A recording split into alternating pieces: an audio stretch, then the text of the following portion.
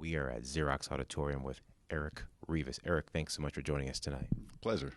And so you just finished up your first set, and give us an idea just in terms of crowd, in terms of putting the set together, and how you feel. We watch it, but you guys have to play it and look at us. So what's that like?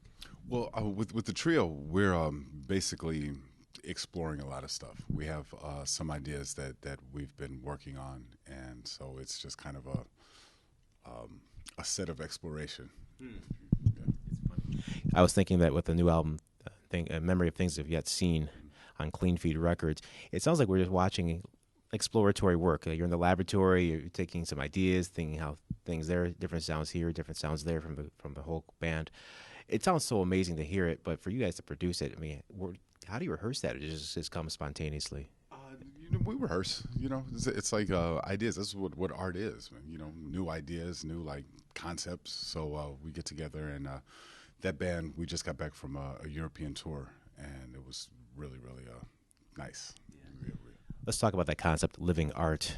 I've been talking to some of the folks today about the issues, of course, what's happened this past week in Charleston. As a black musician and as a black journalist, what do you think our responsibility is in terms of making things better? Because we do have a role and we have a voice, and for a long time we didn't use that voice. Now I've seen more and more people starting to use that voice. But what's your take on it?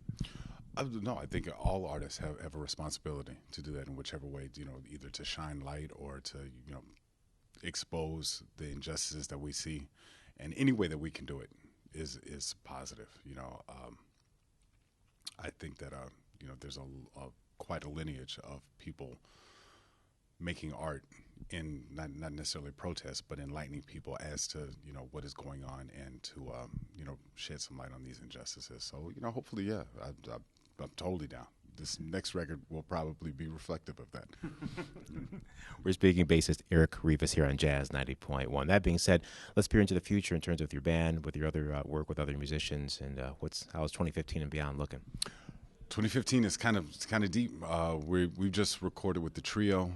That should be coming out in November, also on Clean Feed. We finish up in Vancouver tomorrow night, and then I go with the Branford Marsalis Quartet for a few days. Then I'm back here with Kurt Rosenwinkel. You're like later this week. Later this week, yeah. As a working musician, how do you balance it with work, family, creating art, and how do you keep all the balls in the air? I don't keep the balance. It's like I'm still trying to figure it out. Yeah. It's no, we make our normal. So it's just a matter of like time, giving time. A lot of time to this, a lot of time to that. But people think that it's somewhat strange, traveling and all this kind of stuff, but no, man, we make our normal. So we're speaking with Eric Revis, and I can't let you go without asking about boxing. So your take on the Mayweather-Pacquiao fight? I love the fight. I thought it was textbook.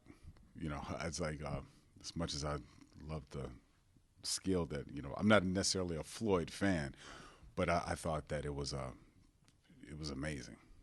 People were like upset, like, oh man, it was boring and stuff. Man, the cat was so tactically perfect, and I enjoyed it. Yeah, well, styles make fights. Exactly. Yeah, So with Eric Revis on Jazz 90.1. Who do you think he has next? Who do you think is going? Floyd? A pile of money. Well, yeah, that's a given. Yeah, and probably a divorce lawyer. I wouldn't be surprised. That being said, I'm thinking with Floyd, I think he might try Pacquiao one more time, and I don't know who's left. Who wants to fight Floyd? Does Floyd really want to? He's no more mountains to conquer, really. Yeah, no, I think he's want to retire at 49 or something like that. Yeah. So I know he wants 50 to hit the Marciano record. Right. We'll see. Time will tell. Yeah, Brother Revis. Thank you very much, man. All right.